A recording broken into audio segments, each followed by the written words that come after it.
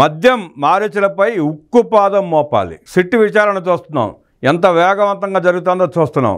ఎంతమంది ప్రబుద్ధులు నాటి పాలనలో ముఖ్య భూమిక పోషించిన జగన్ రెడ్డి దండుపాలెం బ్యాచ్ ఎలా జైలులో మగ్గుతున్నారో చూస్తున్నాం.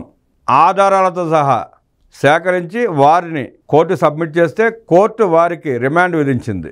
ఇంకా కలుగులో చాలా ఉన్నాయి, అవన్నీ బయటికి రావాలి, తీసుకొచ్చే ప్రయత్నం చేస్తున్నారు. అరెస్టు తప్పదు, సిట్టు విచారణలో ఖైదీలు కాక తప్పదు. 32,000 మంది ఉసురు తీసి వారి రక్తం తాగి 150,000 మందిని ఆసుపత్రుల పాలు చేసి ఆ కుటుంబాల ఆగ్రహానికి గురై లక్షల కోట్లు సంపాదించుకుని దేశ విదేశాలకు తరలించుకొని ఎలా డ్రామాలు ఆడుతున్నారో చూస్తున్నాం. జగన్ రెడ్డి గత 5 ఏళ్లలో మద్యాన్ని గనుల్ని సొంత ఆదాయ వనరులుగా మార్చుకుని ఎలా లక్షల కోట్లు తరలించాడో చూసాం. ప్రతి నెల ఆదాయం తెచ్చిపెట్టే రంగాలలో ఎవరిని వేలు పెట్టనివ్వలేదు. జగన్ రెడ్డి ఎంపీ చేసుకున్న ఇసుక, మద్యం, గనులు వంటివి మినహాయించి మిగతా వ్యవహారాల్లో ఎమ్మెల్యేలు ఎంత దోచుకున్నా, ఎంత వెచ్చలవిడిగా వ్యవహరించినా జగన్ రెడ్డి పట్టించుకోలేదు.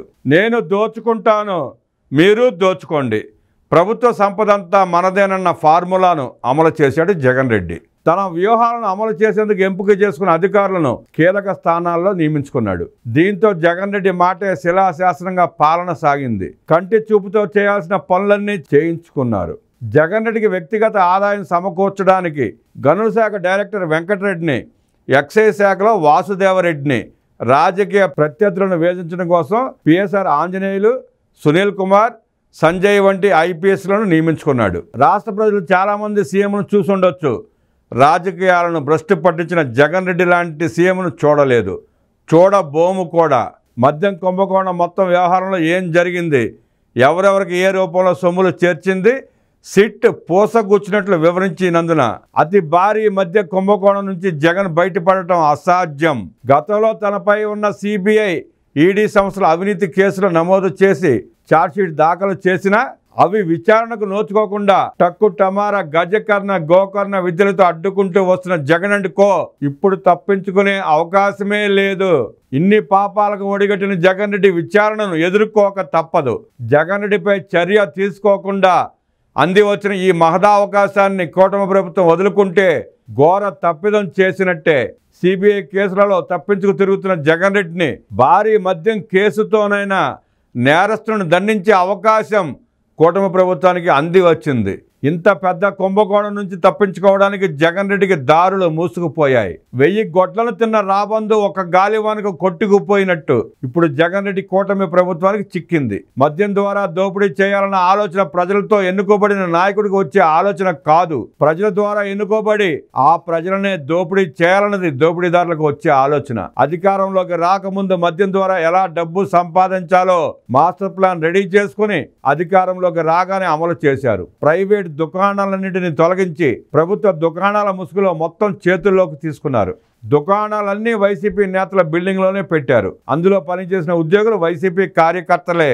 పూర్తి నగదు లావాదేవీలు తప్ప అసలు ఆన్లైన్ ట్రాన్సాక్షన్లే లేవు. వినియోగదారులు అడిగిన మద్యం ఇచ్చేవారు కాదు. తాము తయారు చేసిన బ్రాండ్లను మాత్రమే అమ్మేవారు. ఆ బ్రాండ్ తయారు చేసేది, రవాణా చేసేది వైసీపీ నేతలే, అమ్మేది వైసీపీ కార్యకర్తలు. ఇలా తయారీ దగ్గర నుండి అమ్మకం వరకు వైసీపీలే నడిపించారు. మద్యం విధానం వైసీపీ దోపిడీకి తెచ్చుకున్న పాలసీ అని, దాని ద్వారా ఇష్టానుసారం దోచుకున్నారని స్పష్టమైన ఆధారాలతో సిట్ విచారణ కళ్లకు కట్టింది. మద్యం స్కామ్ను పకడ్బందీగా నిర్వహించిన విధానం చూసి తల పండిన దర్యాప్తు సంస్థల అధికారులే విస్మయం వ్యక్తం చేస్తున్నారు.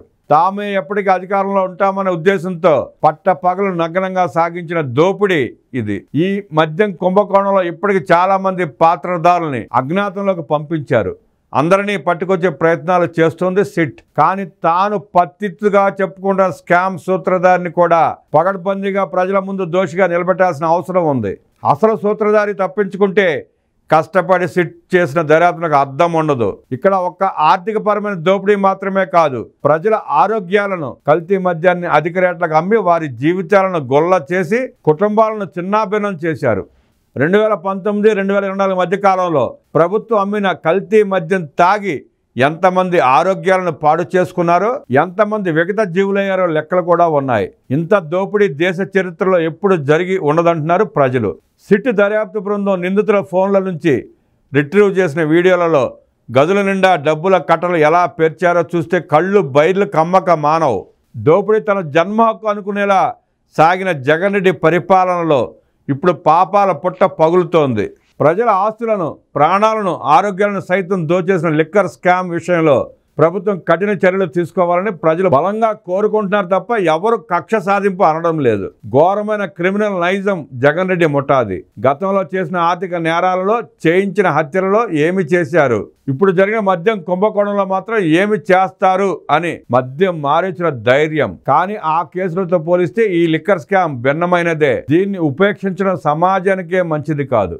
5 ఏళ్ల పాటు వివిధ రూపాల్లో ఇష్టానుసారం రాష్ట్రాన్ని, ప్రజలను దోచేసిన దొంగలను ప్రజల ముందు దోషులుగా నిలబెట్టాల్సిన సమయం ఇదే. కానీ రాష్ట్రాన్ని దోచేసిన ఈ దొంగలేమి ఆషామాషి దొంగలు కాదు. మీడియా, సోషల్ మీడియాతో పాటు బలమైన ధనబలం ఉన్న దొంగలు. తాము దోచుకున్న దాంట్లో కొంత పడేసి అయినా బయట పడాలనుకునేవాళ్ళు. గతంలోనే వీళ్ళ నేరాలు కన్నాంతరాలు వెలుగు చూశాయి. వాళ్ళు ఇప్పటి వరకు చేసిన నేరాలు ఇప్పటికీ విచారణ దశకు కూడా రాని ఆర్థిక నేరాలు, హత్యల వంటి కోర్టులోనే మూలన పడి ఉన్నాయి. మళ్ళీ వారు చేసిన దోపిడీ తాలూకా కొత్త కేసులు తెరపైకి వచ్చాయి.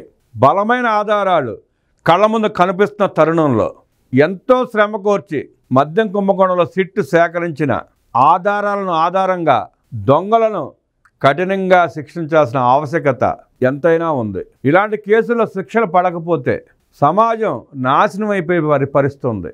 ఆడు లక్షల కోట్లు దోచుకున్నాడు, ఆడికేం కాలేదు కదా, వాడికేం శిక్షలు పడలేదు కదా, లేదు సంవత్సరం 2 సంవత్సరాలు జైలు నుండి బయటకు వచ్చేసాడు కదా, మనం కూడా సంవత్సరం 2 ఏళ్ళు జైలు శిక్ష భరిస్తే ఎన్ని లక్షల కోట్లని దోచుకోవచ్చు కదా అన్న ఆలోచన యువతలో రేకెత్తితే సమాజం, రాష్ట్రం, దేశం ఎలా తయారవుతుందో ప్రజలు అంతా ఆలోచించుకోవాలి. ఇలాంటి నరరూప రాక్షసుల్ని ఉపేక్షించకూడదు. మద్యం స్కామ్లో లక్షల కోట్ల దోపిడీ ఒకటే ప్రస్తుతం వెలుగులో కనపడతా ఉంది అందరికీ. కానీ దాని వెనకన 32,000 మంది ప్రాణ త్యాగం అంటే 32,000 మంది చంపేశారు వీళ్ళు నిర్దాక్షిణ్యంగా. ఆ కల్తీ మద్యం తాగించి 32,000 ప్రాణాలు తీసేశారు. 150,000 మందిని ఆసుపత్రుల పాలు చేసి ఆ కుటుంబాలను రోడ్డుని పాలు చేశారు. ఇలాంటి దుర్మార్గుల్ని, నీచుల్ని ఉపేక్షిస్తే సమాజానికి భవిష్యత్తుకు మంచిది కాదు.